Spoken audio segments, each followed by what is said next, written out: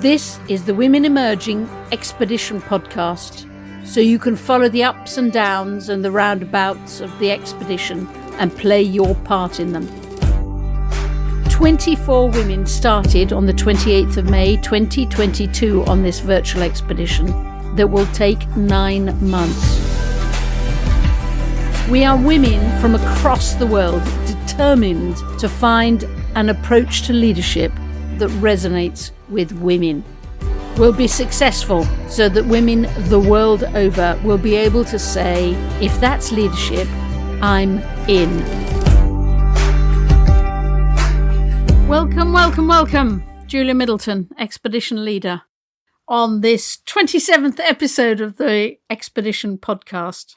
I hope you enjoyed last week. I loved doing it, and sort of insight into it was only 3 members spoke on last week's podcast, and I think there are 24 members in all, and think about how much those 3 members were thinking and not thinking and playing with, and think if you had all 24. I was brought up French, and my first language is always French, and there's an expression, bourré, your head is bourré. It is absolutely stuffed full of ideas and thoughts of all 24 members who are throwing ideas and thoughts and questions, masses of questions. We're landing as many issues as we're raising. So the episode last week was so much fun to do. This week is a really interesting one too, and it's again with a member of the expedition, and it's with Yvette. Yvette, right from the start, said in her very quiet way, I think we could learn a lot about leadership and an approach to leadership that resonates with women from leaders who have transitioned from being male to female. People who were successful, senior and successful male leaders who are now senior and successful female leaders. Their insights must be extraordinary. So Yvette started these conversations and then chose 2 people that she and I would interview for the podcast to give you a sense of what she's been discovering. And she's quite right. Their leadership insights are like gold dust. First is Antonia Bulcher, who is in construction and property world, hugely successful. And then the second person is Jacqui Gavin, whose career spans everything from the military to government to now in the energy world. And both of them have talked to us about what it's like to be a leader as a man and what it's like to be a leader as a woman. So Yvette and I started with Tony. Both of us, our questions were sort of tumbling out of us. We had so many. Tony first. Tony, talk to us about transitioning from being a male leader to a female leader. Okay, so I use a phrase called power of authenticity, because I talk to people about me being authentic myself. Obviously, for a big part of my life, I wasn't authentic. I was either hiding my true identity or I was living a double identity. So for 5 years, I was Antonia. I was a nocturnal Antonia after work, finding my true self in a progressive, managed way, which would have been alien to everyone else, but it's just what I did. I had to find myself. And when I found myself and I realized that I was really Antonia, I worried whether all the things I'd been able to do as a man were going to disappear. All the strengths that I had as a man, or the strengths people perceived in me as a man, would disappear because I was now a woman. I was dressing as a woman. I was wanting to behave as a woman. I was being the woman I knew I was. I found the easy way to deal with it was to say, I'm now authentic. It is now really me. This is the person I've always been. I've just had to sort of do it under another idiom, under another persona. But my authenticity is powerful. It has a power. And I began to realize that power was there because of the reaction of others to me. I had one of the biggest asset management clients you could have, who was generating millions of fees a year in the firm. And when I transitioned and started working as Antonia, wearing a dress, wearing makeup, turning up at work as the woman I knew I was really nervous about telling them about what I'd done. And I avoided going to see them. If there was a meeting on, I'd send a junior, a deputy. And this was picked up by my lieutenant, who was I was relatively close to from a business perspective. And he just said to me, he said, you've got to go out there and you've got to go and see them. And I said, yes, all in good time. And within a week or so, the head guys from this organization just walked into my office uninvited. And I realized it was my lieutenant that had sort of engineered their appearance. And door opened and I just saw them. I was sitting at my desk and I smiled. And the gentleman concerned, quite senior man in the industry, he just turned around and said, Antonia, we don't come to you and ask you to work for us for the way you look. We come because of your brain. And that was powerful for me and gave me a bolster to my power. It was just someone saying, that you are powerful despite how you look because of the way you operate, because of your brain power. And women and men, we've got equal brains, and might argue that women's brains could be better. So the power lies within rather than outwardly, in my view. It's so hard, isn't it? To judge how far you could push things. Yes, and obviously people will listen to what I'm saying in certain jurisdictions and be very comfortable with it, be very inspired with it. But then in other jurisdictions, they would listen to it and they'd stay really silent and would want to be inspired by it and would want to take credence from it, but would have to stay very hidden because of, just because of the way social society works in those areas. Too right. There is this vast variation in speed of change across the world that is often overwhelming and very confusing. Talk to us now, Tony. Talk to Yvette and I about what kind of leader were you when you were a man? Interestingly, I ended up going into an industry where it's notoriously full of bullshit. All right. You're almost taught, and I was taught from a very young age, that if you don't know the answer, don't let the client think you don't know the answer. Just make something up that sounds convincing. Whereas today, of course, we're taught the opposite. We're taught, no, there's nothing wrong with telling the client you don't know, that you can go away and find the proper facts and investigate and come back with a proper answer. But when I was young, it wasn't done like that. And therefore, it made me somewhat arrogant. It made me somewhat adversarial.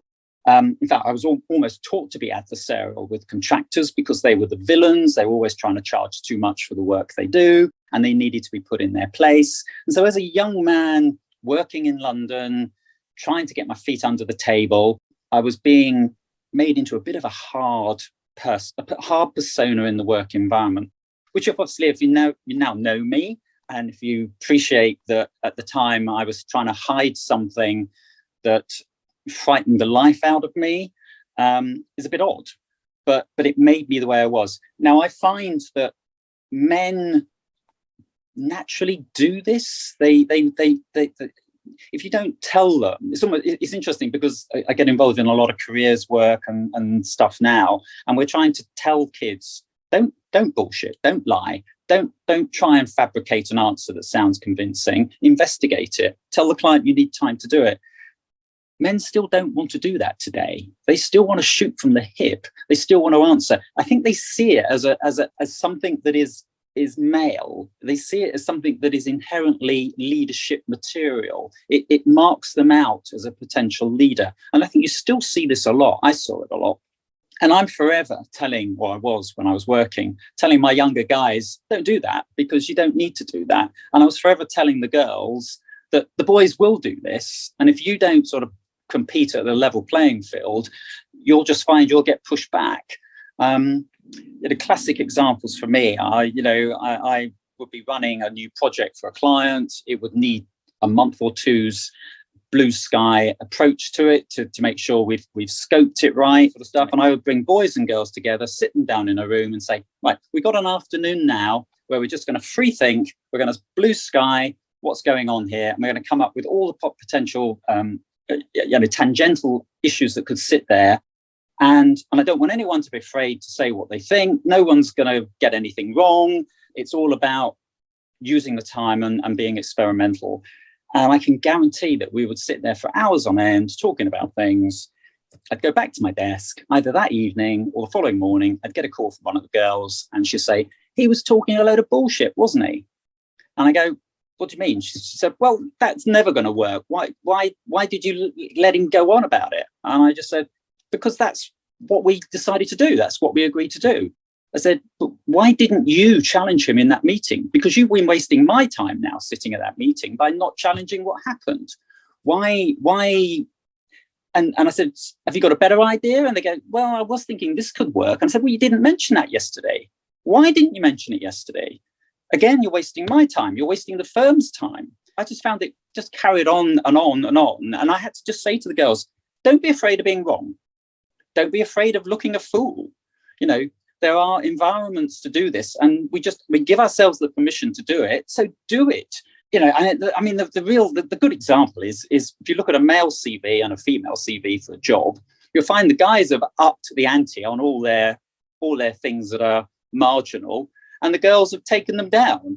And this was my experience anyway, because when I interviewed the girls, I'd say, you put here, you've done a bit of this. How much have you done? We start talking about it, and I realized they've done more than, it's masses that they've done on that subject. Whereas the boys, you challenge the boys and you find they might have done one example of it and they've made it sound like they did it for 6 months of the year. It's just that balance. Well, which balance? Do you want both to move towards the centre or? Well, from my perception of what was happening here was that the girls, I don't know, I'll come back to your question about the balance issue, but from what I saw is the girls needed to be exposed to this environment once, twice, thrice. They needed to learn from it because they found it difficult just to be thrown into it and to do it for a first time. So after I'd spoken to them and we did another one, I'd see them that they were a bit more chippy about things. And after we'd done like half a dozen, they were giving the boys a good run for their money. In terms of the balance, do you raise the girls? Do you lower the blokes?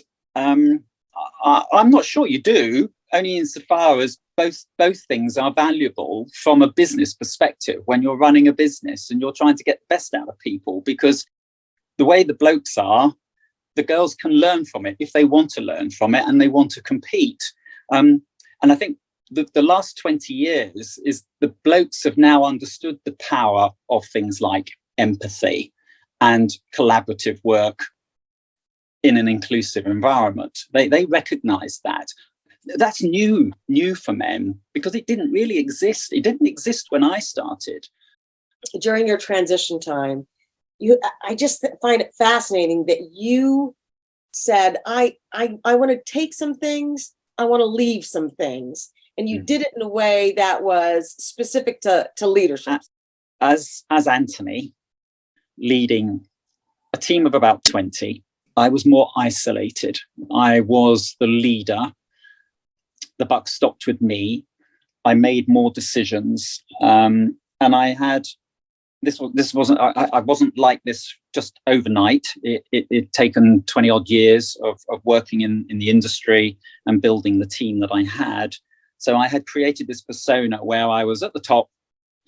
I made the decisions when a decision needed to be made. I wasn't a fence sitter. I would make a decision quickly, having done my research. But in property, you can be right one day, you can be wrong the next. It's very market driven. So there's always that issue. So I was sort of alone. I was alone as that male leader, and I knew I was a bit alone. And as I said, for 5 years, I was in this period where I was Anthony during the day, and at night I was Antonia, and I was going out and finding my life as a woman, and I was meeting people who were like me, and I was talking about this part of me that I'd locked up. this part of me that was different to the persona I was creating in terms of the work I was doing. As I became this more successful leader, built the team, and a lot of people were relying on me. I had to produce a lot of money to justify their existence, to justify my own, but to justify the composition of the team, and what the team was doing was stepping up all the time in terms of attracting new clients and bigger projects. So in doing that, it had made me the leader I was. But what I didn't like about it was my isolation. I didn't like that, certainly for the female members of the team, my connection with them was a lot less.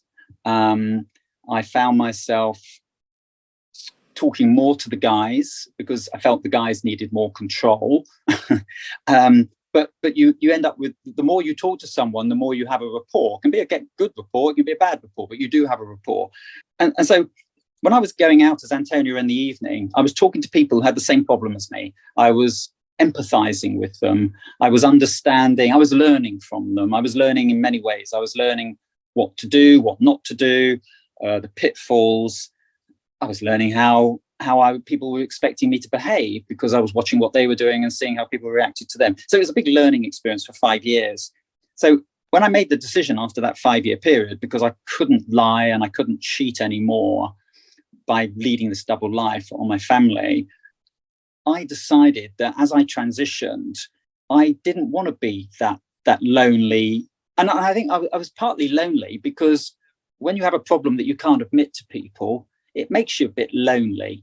It makes you lonely in the head because you say, I'm not really this person. It's a masquerade. I'm lying and deceiving these people as to who I truly am.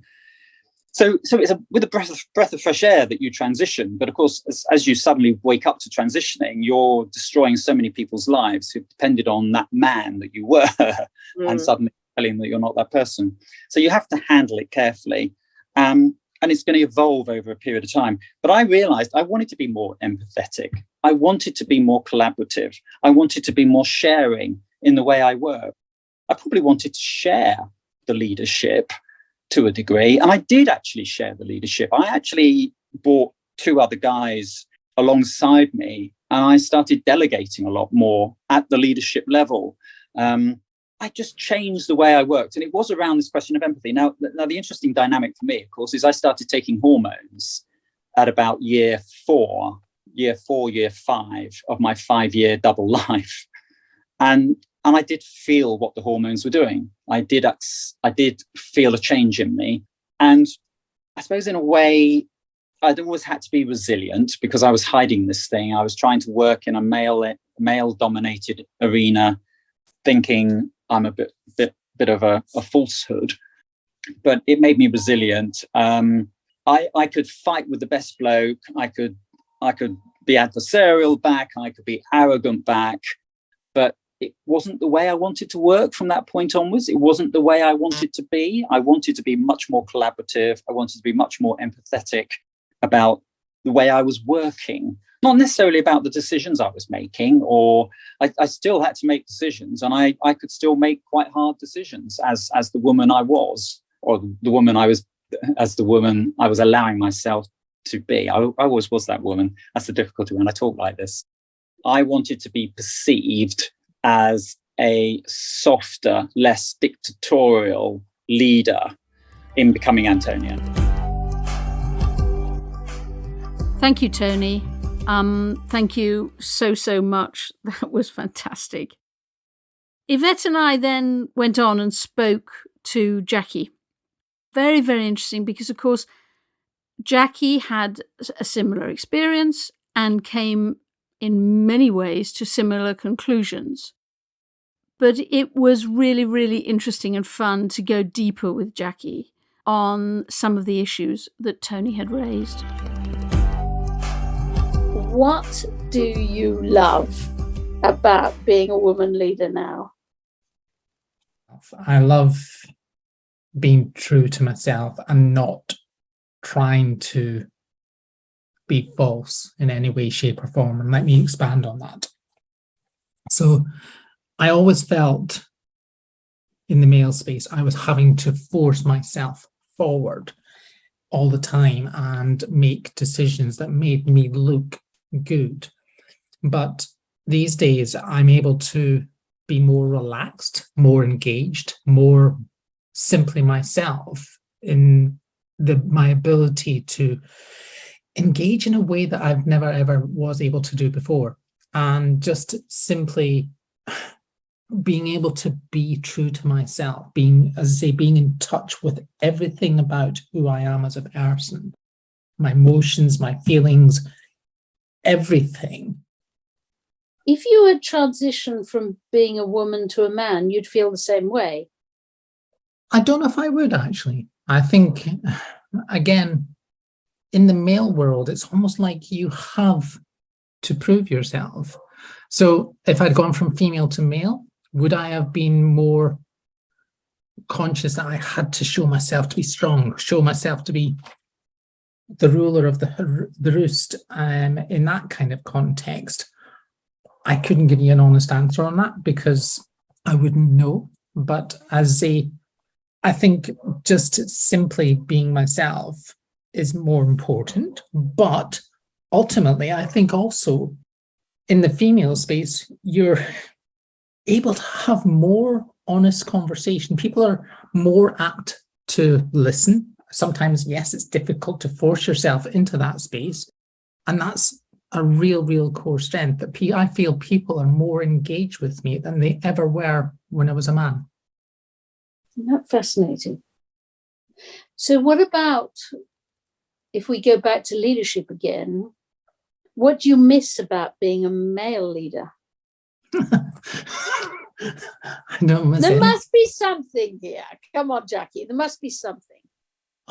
In all honesty, Julia, there is absolutely nothing I miss about it. I suppose if you were to push me, I would say it's almost like I have to shout a little bit louder. I have to shout a little bit in a way that allows me to be heard. I suppose sometimes as a male leader, people were more thinking, oh, well, yeah, it's one of the guys. Fine, we'll go with it.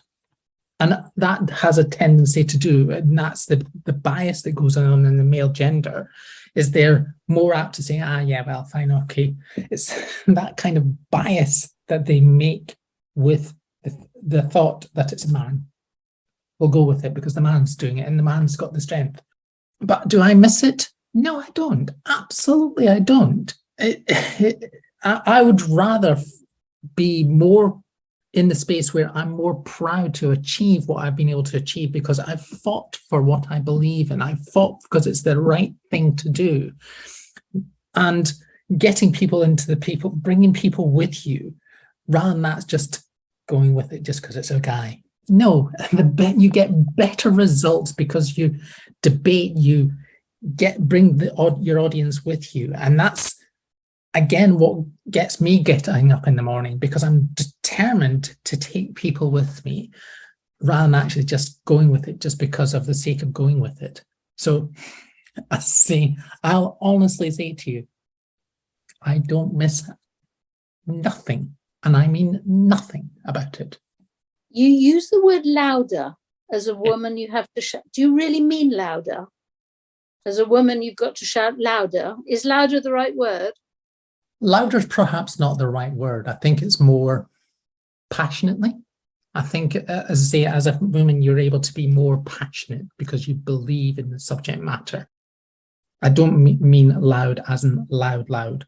I mean more passionate, more determined, more really in that space where you want to make a difference. And that's where I get it. I get passionate whenever people get me in this mindset.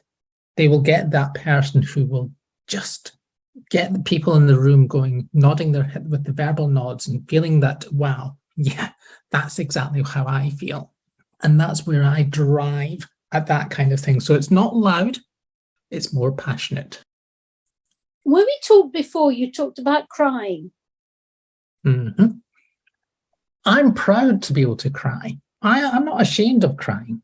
I see it as a wonderful, wonderful strength to be able to cry, because again, I'm in connection with my emotions. When I cry, would I say I cry uncontrollably? No, even at the loss of somebody, I would never say I sob uncontrollably. I've been there, I've got the t-shirt, but I use it as something that makes me who I am and being in connection. And my tears will be something that will well up behind me. I think you know me well enough to know that I'm not afraid to cry. And I will cry because, hey, it's a good thing. Did you feel that way when you were, a man? Absolutely not. I was not able to do that. I had to show strength. And it feels like in the male world, if you do cry, then you need to take time out. You need some time off. You need to get away. So, yeah, as a man, did I ever feel that way? No, I don't think I could. I never ever felt I could cry in front of it. I always, if I did cry, I would cry behind a closed door. Jacqui, when Yvette and I spoke to Tony, she talked about the various bits that women need to make sure that they don't adopt from male leaders. But she also talked about something that she thought the women should adopt from male leaders, and that is the ability, the hunger, the temptation, the willingness to challenge. Do you agree with Tony? Do you know, I was thinking about it. It in my head, yes, there's a logic the women have to get better, let's say, at challenging. But not necessarily because they're interfacing with men, but because women, we need to be good leaders, and good leaders surely challenge. Leaders should challenge all the time, and challenge in a way that is considerate, challenge in a way that allows for people to be, again, true, have that truism. I often find that, again, just what we were talking about is, let's go with the status quo because we like the stability. We want to have the calmness. And if we're all going to agree, it's all going to be fine. But that's false. So many false levels happen on that kind of thing. I've seen it happen in too many places where I've worked in my previous roles that we'll just nod and smile. Why are we just nodding and smiling when if there is something that we truly, truly feel, that doesn't recognize who I am, that doesn't represent what my viewpoint is? You know what? Speak up and find the courage deep within you to be able to do that and really, really get your voice heard. And that's what true leadership is, being able to speak up when there is that opportunity to do so. And you think that's something women should get better at? Oh, I think if we can find it within us, absolutely. I think the more we can do it, it's not about, again, going back to your analogy about being louder or being passionate. It's about being that passionate and saying, you know what, I've got a viewpoint here and I want my viewpoint to be heard. And we can do it quietly, we can do it confidently, and just in the same voice that we would just normally speak in a meeting at that quiet, calm, reassuring way. That is such, again, a great strength that we should be able to do. And doing it in that way is a great leadership. I've always said, even to the day I die, when they put me on my box at the end of the day, I'll be on my coffin lid saying one more thing before you put that lid on. Let's understand, am I really, really dead? Because you're saying I'm dead because that's what everybody else has done before. But guess what? I want to question that. There was an expression that you used, which was that leaders should make sure that they invite women in because otherwise they won't come. What did you mean by that? And give me an example. Again, going back to my previous point about looking in meetings, we need to look for that. I mean, the great thing about females, we don't miss a thing. Females will capture absolutely everything because they're very visual people. I think leaders need to be more visual, particularly male leaders need to be more visual to bring them in. They need to be listening more. Too often, again, male leaders will not always listening because it's all about them, self, self, self, self.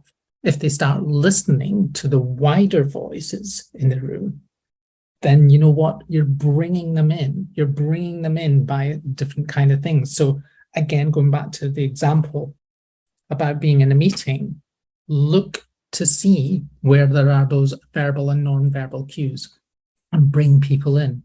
Look to see and listen to what's being actually said and not what has been said on the surface.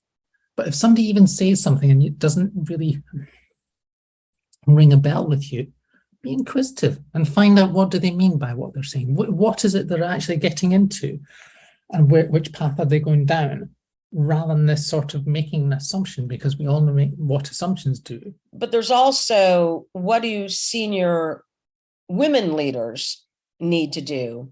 And I have seen in the past where some senior women do not want to, they want to neuter the position that they're in, not neuter, but, make it gender neutral. Don't necessarily want to say, hey, I'm a woman and I'm, going to bring folks behind me. But is there anything that senior women should be doing? We talked previously about how some female leaders will certainly take on the role of the male leader all too often whenever they become a leader. And they seem to lose touch with that contact of what made them that leader, first and foremost, to be recognized as that leader. You know what? Don't lose those skills that got you where you are today. Always look back at those times and say, how did I get to where I am today? And it's those skills of being a great leader as a female leader that they often have a tendency to forget. I'm deciding that because you've had the experience of being a male leader and then a female leader, you're allowed to make these absolutely outrageous generalizations that I couldn't possibly make. But one of the generalizations, which is far too aggressive, is the sort of the me and the we, isn't it? Mm-hmm. So explain that. So again, from my perspective, the me is very much a male trait where it becomes all about self. I'm the important one. I've got to do everything. I've got to provide everything.